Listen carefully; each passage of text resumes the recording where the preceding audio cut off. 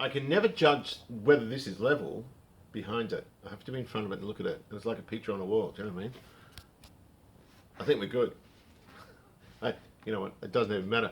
Whenever I pull a Starlet out, no one watches. So the fact that no one's watching this is all good. Anyway, look, I had a bunch of footage. Some of this footage is a few months old. I had a bunch of footage on the camera, and I want to get rid of it. Yeah. So I never showed the finished car. I think the last video I showed, I was sort of trial fitting guards and this sort of stuff. I don't know. I just need to finish the thing off and publish it and forget about it. So that's what this video is about. And we put a permit on it, a Vic Roads permit, and we go in the block to check it all out. Steering wheel was like this. I ended up straightening that, but I didn't do that on here. I mean, everyone knows what you take a nut off and you put it straight and, you know, all that sort of business. So anyway, look, this is the last one on the Munted Starlet. Hope you enjoy.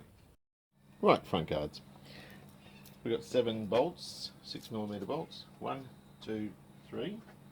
There's 1 in front of the front door, 4, 5 there, 6 underneath, and 7 here. And so when you put them on, whoops, here's the thing to do is open the door. You put that tab there, behind there, because it will butt up against it. You want it actually behind there, so we'll just wiggle that on and just bolt it up, basically. Pretty easy, really. I was just fishing through looking for good quality fasteners. Toad originally painted them. These are just some plated ones I had, and I always sort of take bunches in when I'm getting other stuff done. You string them up, they cost nothing to do. So that was what was behind that. See, we've got a great match going on here. Let's just do that up. I'm not going to do it fully tight yet. Well, that's probably a bit too tight because I want to just set it up. Oops. Just back that off a little bit, just like that. That way I can move it around.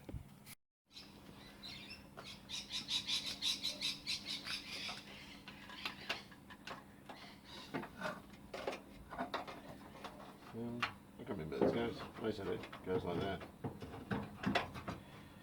They sort of sit over. Oops. And then that plugs in there. Let's pop this indicator in. I haven't changed globes. That sort of stuff is immediately before roadworthy. These seem to work, well, at least I think it works. It goes underneath, that clips in there. And I'm not roadworthying this one yet. At least not for a while. I've got this white one, this dog car that's coming.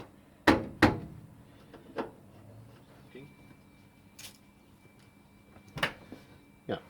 So obviously we're going to pop the lens out when we go to wet sand it and buff it. I'm not even doing that at the moment. This stuff takes a while to off gas if you put a bit of clear on. And I want that all done before I buff it, because I only want to buff it once.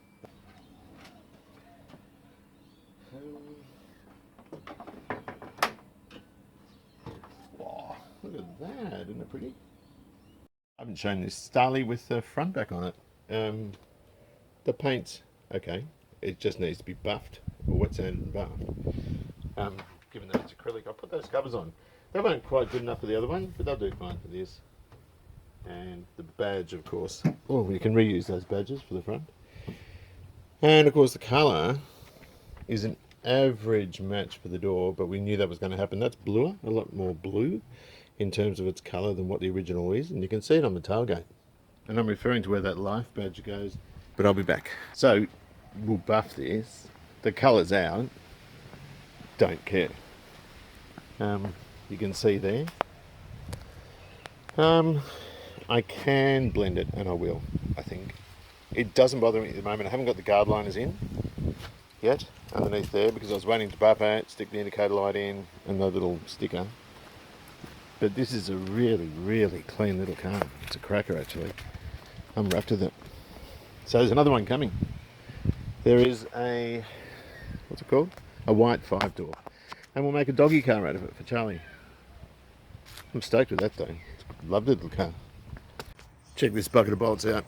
I've got to make it look more presentable. It's going to need guards and all sorts of things. For now, it just needs a new indicator. Some old hubcaps we'll stick on.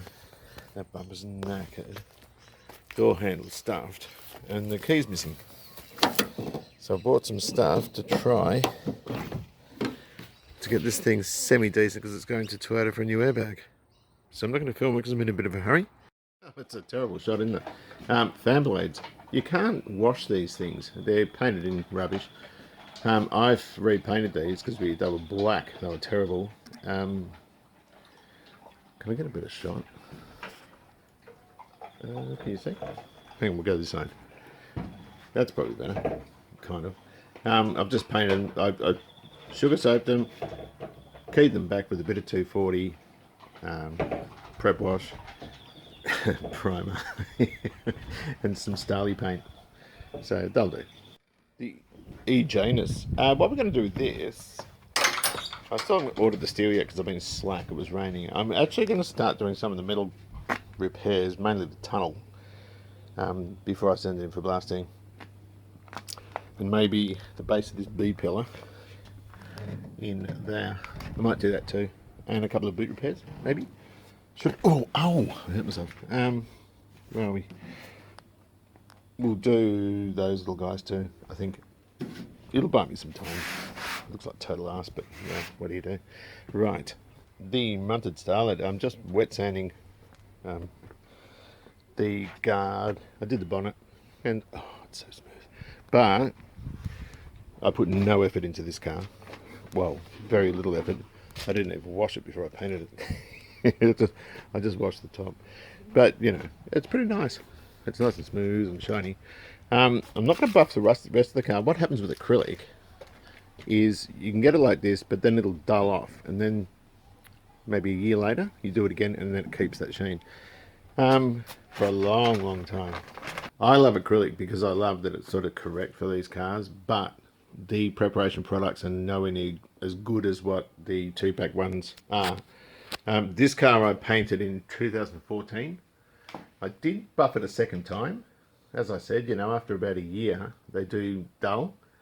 But so this was last buffed, I think, would have been probably 2015, 2016, so it's like 6 years ago, and it's still fine. It doesn't need anything. The XC, I think I painted in about 2016, 2017, somewhere around there. And I didn't do that a second time because I didn't buff it for a long time after I painted it, if you know what I mean. But the acrylic preparation products are rubbish compared to 2-pack, like the Epotech particularly. You know, and so they're not as stable. But my only regret is that if I didn't have my time again, I would have these Epotech, these two cars, because I don't. So I guess what that comes down to is, look, I've got crap all over the boot again. The XA and the EJ will be all Epotech, but these stay indoors, so I don't think it's that big of a deal anyway. Epotech is this greeny stuff. You can leave it out in the rain for 10 years and it won't rust. It's incredibly tough. It's so much better than the acrylic equivalent, if you like, the single pack stuff. So I'm going to do the top coat in this in Cottage Lake Cream, which will be an acrylic, but all the preparation will be done in this stuff. So what they normally do, if you pretend this is a body, is you get it blasted, you get it Epotech, then you do your metal repairs, or you do some of them before if you can, because it means you've got to grind this stuff off, and it's not nice if you breathe it in. But then you use your fill, or your Epotech again over your repairs. I'd be inclined to use a brush on these small ones because it self-levels. It takes a while to go up, but once it goes up, it's like rock. Then you do your filling, you block it back. Obviously, you're going to wear through some of it. Epotech again, then you can use your high fill and start doing your body work. But it means, did I say that right?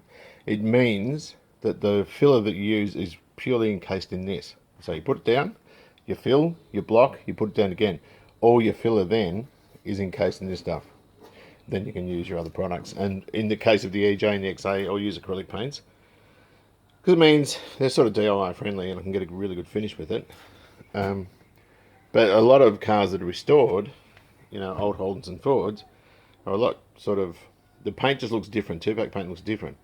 And It's beautiful and it's hard wearing, but I haven't got the facilities to do it, but I can use this stuff because the people that are putting it down have a booth. Time and light, the two things I always run out of.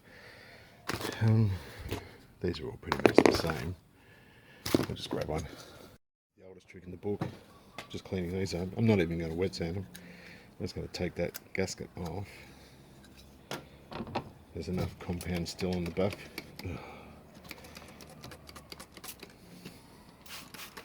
There we go. How do I do this safely?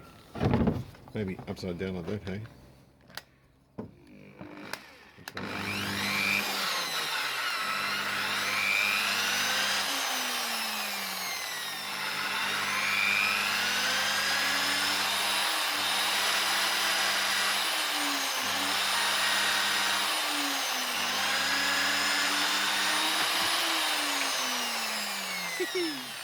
We knew that was going to happen, right? Hang on a minute.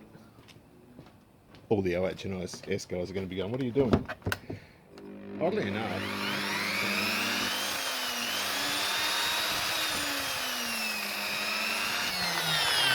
I've never done that. I normally do this sitting down where I can hang on to it a bit better. But anyway, that looks absolutely schmick. Even though I threw it 30 feet, 20 feet. I should probably wash the back, but we're not going to today. Somewhere in here. Whoops. You got some light. There it is. I wrapped it up. I've got to reach under. I haven't put the inner guards in yet. Oh crap, where's the light fitting? Hang on. Damn. Jacked it off the white car. Where's the wire? Come here.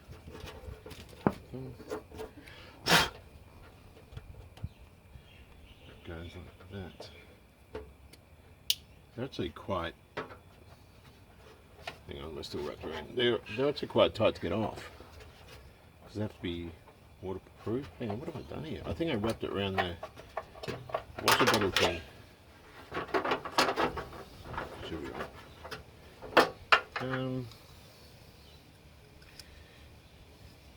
Wrong way, Dick.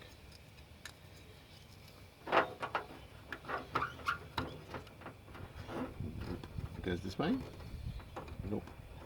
It goes that way. Sweet. Alright, we're nearly home and hosed. Oh, man. Now, genuine Toyota stickers, because we're stupid. For the tailgate, boot lock and the edge of the tailgate. For this one, underneath that side marker. So that's just the way we're going to do it. Get rid of any dust, anything down there, which I think we've done quite well. Sorry, I'm hurrying. Now these, the best way to do these is turn that back on itself like that, because then the little lifey life sticker will stay there. Otherwise, if you pull it off, it'll stick to that and you don't want that. And then we've just got to get it level under there.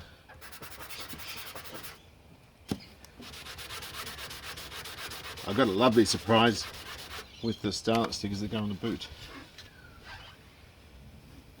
That looks nuts. I probably could have put a bit of tranny fluid or something just around that black thing to blacken it a bit more, but I think that looks great. I always keep plastic from furniture when you buy it and this sort of stuff, because when you buff, particularly it gets up here, it's a pain. But anyway, we'll have to put a permit on this because I've got to take it for a spin around the block. That doesn't look too bad. Hang on a sec. I'm going to do this with the camera on.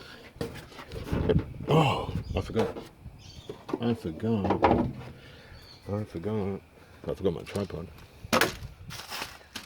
I forgot to lock it too.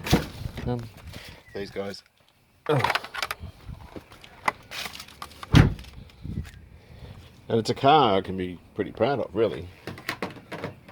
These are factory Starlet. Oh, damn it. I'll tell you what, I am not prepared. You can tell I'm rushing, can't you? But I'll have to give the thing a wash too. Maybe I should put these on after that, but...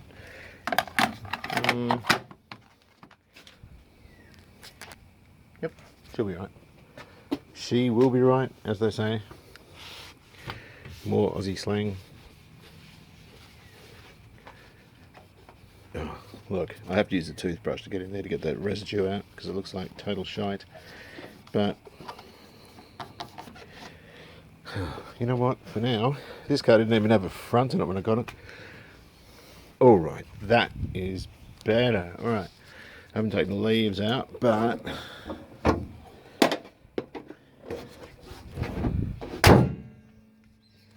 right, no longer a wreck. It looks a little bit more respectable. And local yommos. Yeah, that sounds like that sounds bad. When you do these, don't even try and mask around them. Just pick them up and put double-sided tape behind. If you look really close, you can see the crummy job I've done there with the double-sided tape. But at the end of the day, this car looks not bad, not shabby at all. And we put these new super cheap hubcaps on. They were selling them off because they've changed the packaging and they're like $15 for 4. So it's like, yeah, they're good enough for our Starlet. We've also, which I didn't mention before, their rear mats there. Has got a bad smell. It smells like kind of aftershave in here. Factory Toyota stereo and working CD player with 4 speakers. Do the indicators work? Oh look, little flashy Starlet. That one's working. That's working. Oh, you know what I haven't done? Well, 2 things. I'll tell you in a minute. I haven't painted the other bumper. Well, I haven't painted that bumper, sorry, to put it on. And I will. And the other thing is I haven't put that rail in there. I got it from the wrecker, nice and straight, put it on the bench and it turned into a coil spring. So I've just got it sort of hanging in the garage with, look at this, tell you what, God, with a weight on the bottom of it in the form of a sort of clamp to stretch it out. Colour match isn't perfect, but the thing I like about these cars, and the reason I keep doing them, is because I don't have to care. You can do not much work and get a fantastic looking result. It's just so much easier than a Ford or a Holden.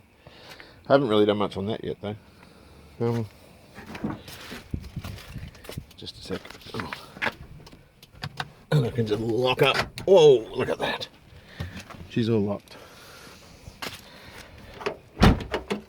Sweet. All right, time to go inside. It's getting cold. And it's getting dark too. I'd like to thank Kevin and Finley for dropping around. Kevin made some stickers for me. And these ones here. I couldn't find them on eBay. There's a guy, Starlet shop, that does them. But then he stopped. He didn't answer things. So I bought genuine live ones and Kevin made these. And he dropped in with his son Finley, who is a little kid. I think he's 9 or something. And his first words weren't Mama or Dada, they were Lexus. Perfect kid. Right, you can see the bluish silver under there where the surround is faded, so I'm going to try and stick this on. Kevin's given me a whole, oh, that wasn't good. Kevin's given me a whole bunch of, is that about the same place? Yep. He's given me a whole bunch of these in silver and gold, and the silver is very similar to that, so I thought I'd use the gold ones here. I actually want to use the gold ones on the green Starlet, the one behind me. I don't think I've got these in the right spot, but it'll do. It's straight as an arrow. Perfect. Where's my little rag? Oh, here we go. Perfect, Kevin. Thank you so much. I think initially they were grey, but I don't object to those at all. In fact, as I said, I'll stick them on this car here. But that sort of pretty much wraps it up. It needs a wash and a buff, but I'm not going to do it. I'm just not going to do it because the cars are living outside at the moment. I think ultimately, I mean, the front looks nice, but I think ultimately what I'll do is eventually I'm going to move from here and get somewhere with a huge shed. Oh, I've got to put the unit guards on. Hang on a minute. Well, it's about time I finish this. I've just got an unregistered vehicle permit there on the screen so I can drive around without plates and not cop an $800 fine if the police see me.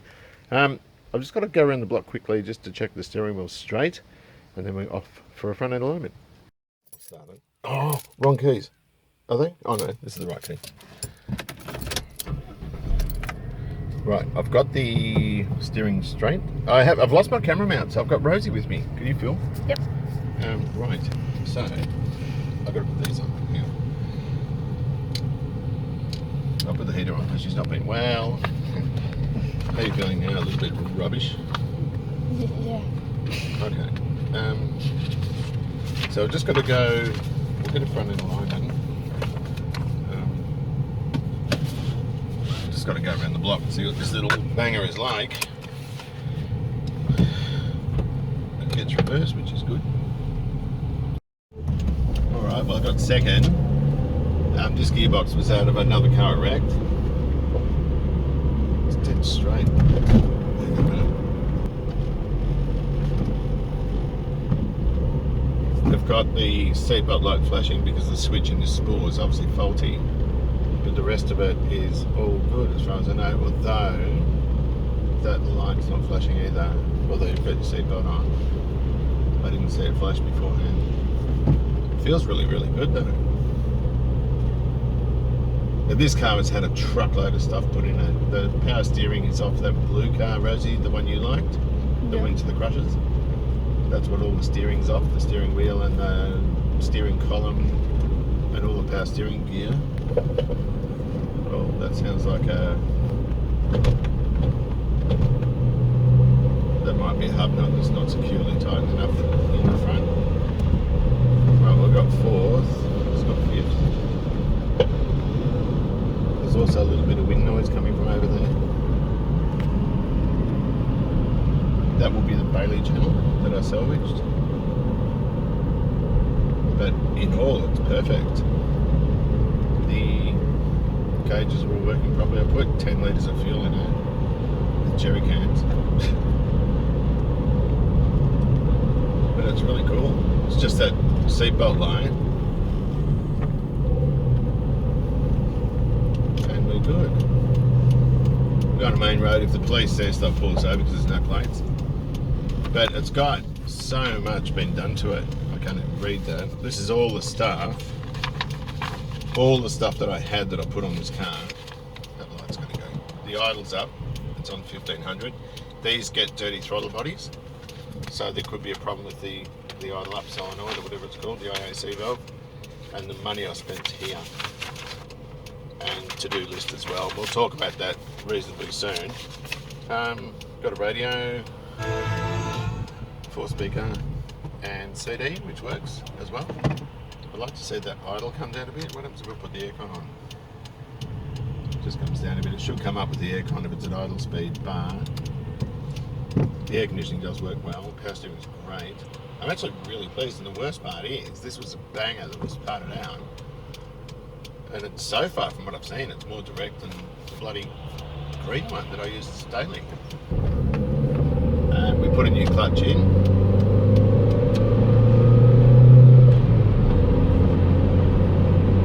It's really good. I've got no complaints at all. Just that wind noise. I might do something with that. But what we might do is we might sell that white 5-door. Charlie's sort of in and out of that, not feeling it. So I'll clean that up and flog it off, I think. But in order, I haven't done a roadworthy check on this car, so I haven't checked, for example, I know the brakes are all alright, but I haven't checked the discs and the thickness and all that sort of stuff, but everything seems to be working really well. I don't think it really needs anything for a road. I think it's sort of up to speed now. Mechanics discretion though, they might pick the windscreen, could be anything really.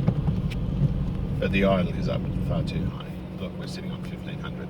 It should be like 800 around there, 900 or whatever. Look, we've dropped a cylinder.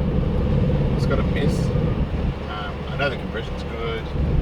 It's got non-genuine spark plug wires, so I think I might change that out. Could be a plug because they're just sitting idle.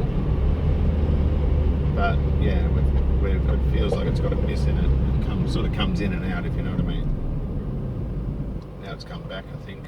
Yeah, the idle's up. Yeah, it's got a hesitation. So I would, you know what, I would clean the throttle body and sort this out. It's probably got a vacuum leak. I'm wondering actually did I hook up the power steering compensator? I know I kept forgetting, I'm pretty sure I did, but that could be that. But also we've got the hesitation, so that's not going to be a hard thing to fix. But I think we'll take it home. It's fantastic actually. I'm really, really happy with it. It's a bad day because it's raining. Right, how do you think it looks? I reckon it's pretty good.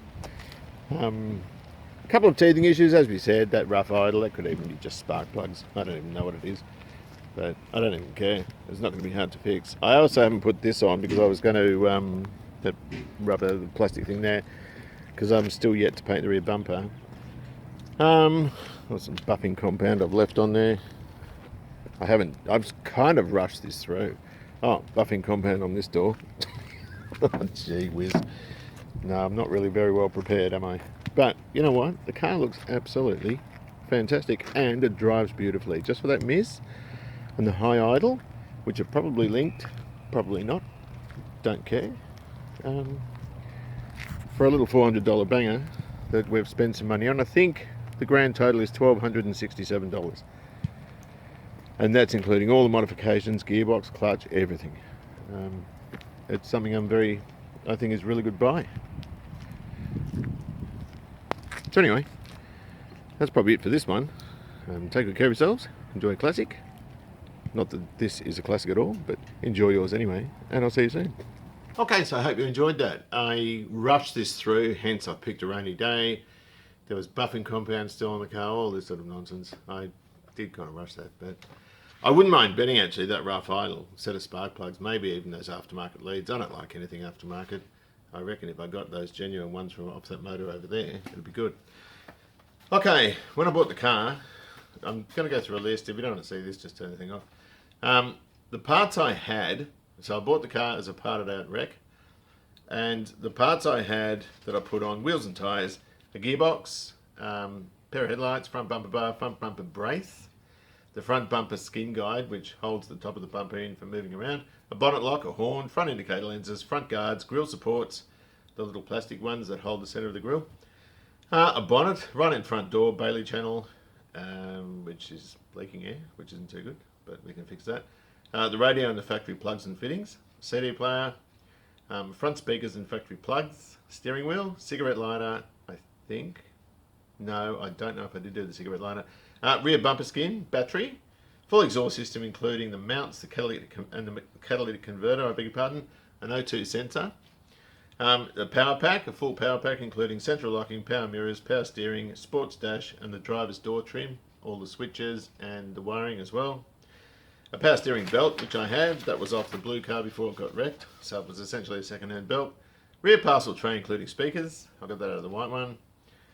Rear wiper motor, the wiper arm and the wiper blade, the gear boot, the gear shifter cables and hardware. There was one missing originally. Clutch pedal, both pedals required the factory clevis pins and springs and all that. That was all missing.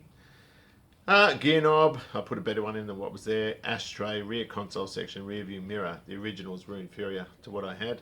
A brake pedal, which I made up out of an auto pedal. The spare wheel cover, the masonite one, and the retaining bolt, a boot mat, headlight protectors, and various engine bay brackets and hardware which were sort of rusted from being left out in the weather without the bonnet on. And so that's what I put on that I just had. So, you know, if I was to go and buy that stuff in the wreckers, it'd cost a fortune. It wouldn't be worth doing. You'd need a donor car to put this car together if you didn't have all the stuff in boxes like I did, which was crazy. What I did do is I did pay some money though. I paid $400. I'm not sure if I paid $400 or $500 for the car. I think it was $400. Getting it here was $100. The front seat, I did buy a front seat because I had a number of covers.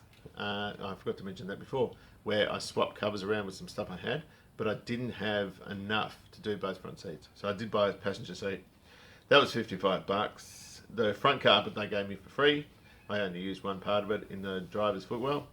The front and rear struts, I think they were $50 a hit, or like $200, quite a lot. Paint was $80. I had the thinner and I had the primer and I had all that stuff here, and the etch primer and this sort of stuff. But I did have to buy some silver blue, whatever it's called, for the car. That was $80. Hubcaps were on special from Super Cheap for $15 because they're changing packaging. Clutch kit was $140. Flywheel machining was $40, and gets more. And it's not steak knives. Oil and filter change was $70. Gear oil was 42. Recoated locks were $75. Although I think I put them on the green one and used the green ones on this, so it was probably nothing. Life decals were $10 each at $30. Toyota and Starlet decals were free from Kevin and his son Finley that came around and gave me a whole bunch of Toyota Starlet stickers, so I was very happy with that. Thanks again, Kev. And of course, vinyl paint. I paid $20, which was stupid annoying for the top of the thing behind the underneath the rear windows, if you know, side windows. I had the paint here and I didn't know, and I went and bought another can, and the can I had here was almost full, so that was a waste of money. So all up, that was $20, I think. All up, $1,267. And the car's probably, and people think they're not worth anything, but the car's probably worth about $4,000 because there are no power pack ones around, and I don't know of any that have brand new clutches and machine flywheels and all the goodies that this car has, a full service and all this sort of stuff. To do, obviously, that high idle, that'll be a throttle body, bit of carby clean will fix that. And I reckon it needs a set of plugs. I did do an oil and filter, as I said before, but I'd do a cam belt, I'd do full set of plugs, I'd still do that stuff. It needs an alternator belt. It doesn't, but I would put one on anyway, because the one that's on it's good, but I don't know how good. I don't know how old it is. I'd measure the front disc rotors, and I'd still get one tyre because there is one odd one. So that's it. That's it. I'm finished with it, the Munted Starlet. As I said before, I'll be probably selling off that white 5-door one. I don't want it particularly. That was for Charlie, and it's now a case that Charlie doesn't want it. So I might finish it off in the spring and ship it out. I've got one more power steering kit, but I've lost one of the brackets, but I'll find it. And so I can power steer that car as well. But I'll make it looks terrible, but I'll make it look all new, nice paint and decals and all this stuff. So anyway, look, hope you've enjoyed that. Take good care of yourselves, and I'll see you soon.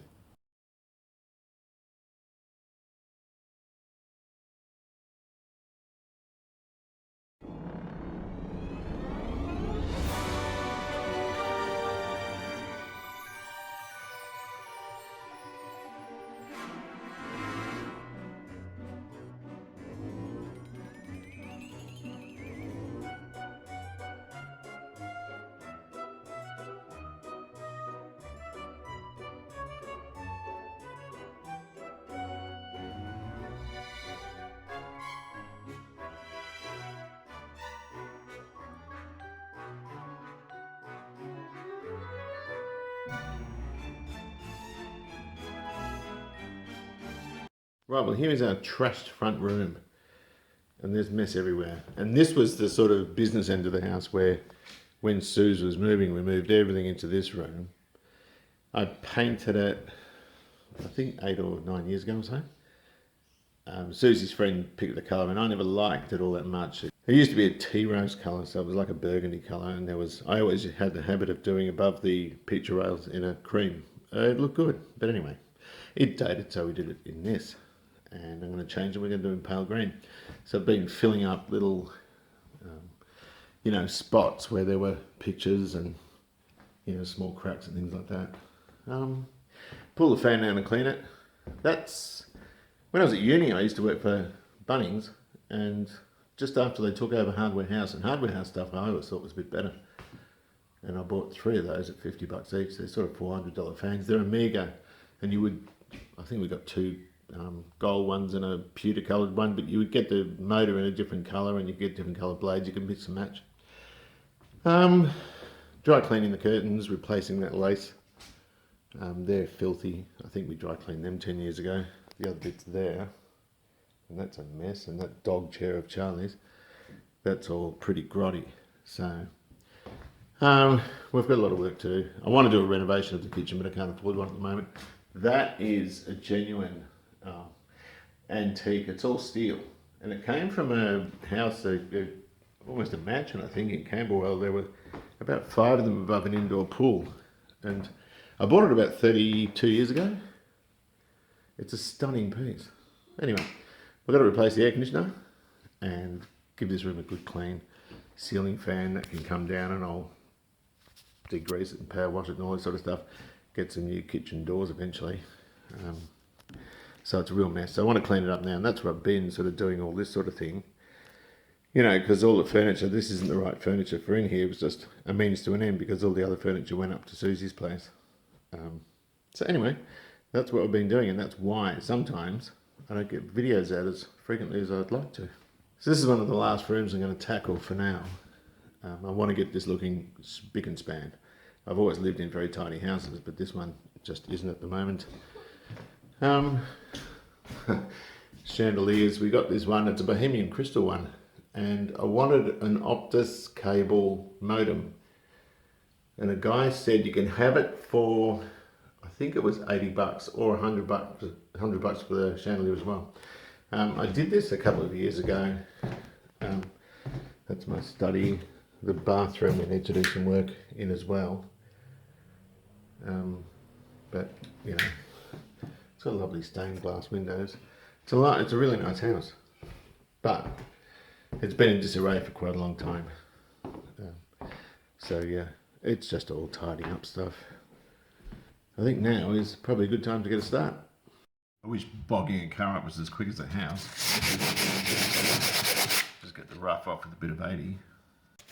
A bit of 240 and we're out of there.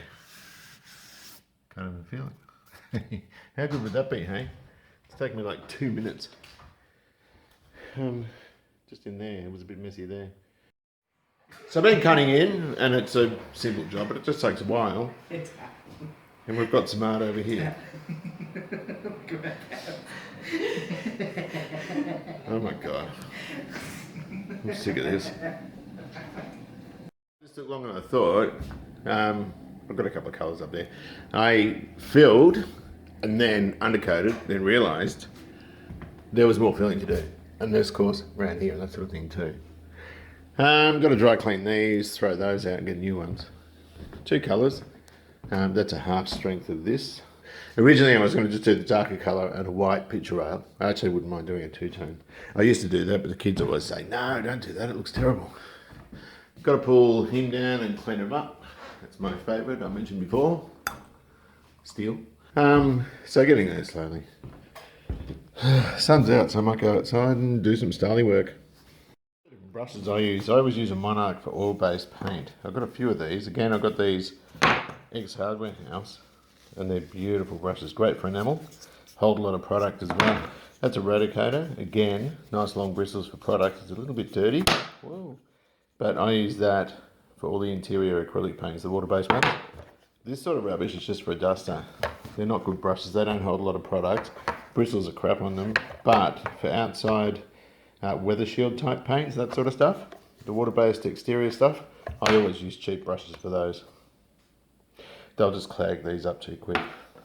Right, a couple of things. We're not finished yet. I haven't got round to redoing the enamel on the pelmets, the skirts and arcs, so they haven't been done yet.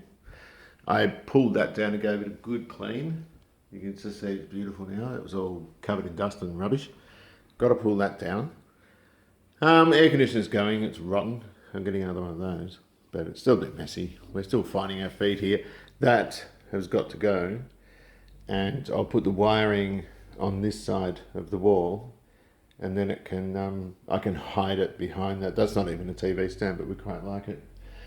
Curtains I pulled off. I had them dry clean last time I painted in here about probably 10 years ago. I just chucked them in the washing machine. They're pretty shabby, but I ended up throwing out the lace and just went to Spotlight and bought this. And so that'll do for now. And we've got to buy some furniture because that goes back in the lounge. But you know what? It's a British paints colour called Cabbage Field. Oh, I haven't put that in. I better go and steam clean that now. I've got that one. I've got one in the bathroom I want to do. But this is called Cabbage Field. It's a British paints colour. And I went half strength on the wall. So full strength up above, half strength on the wall with an off-white picture rail. So there's a couple of things we still have to do. That table's all wrong there. It was originally here. Susie used to do a lot of entertaining and she had wall units and all sorts of stuff. The floor we got because of the dogs, and when the kids are little you drop stuff on the floor and it just bounces, it doesn't break. There's, I think, Baltic pine under here, so I might redo that, get some stools. Just got to wait till I've got some more money. And the curtains are the wrong colour now because we've changed the theme of the room. But it's a work in progress. Anyway, that's just what I've been doing.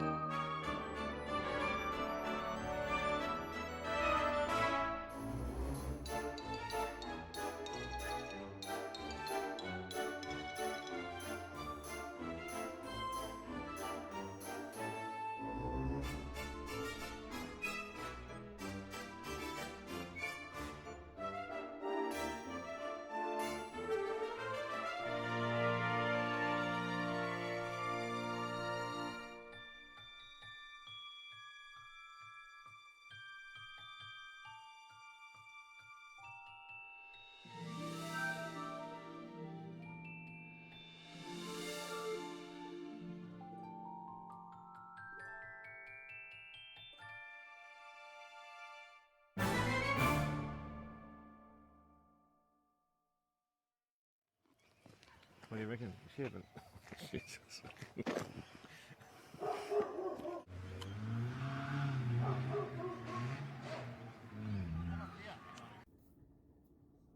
Move.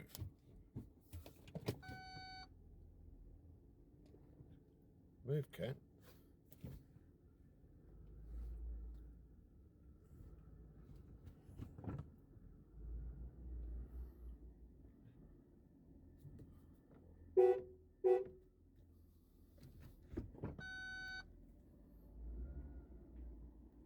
Move.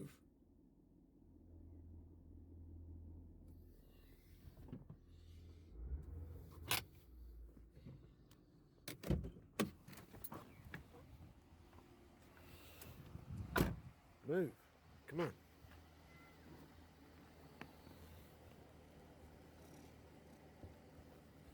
I think it.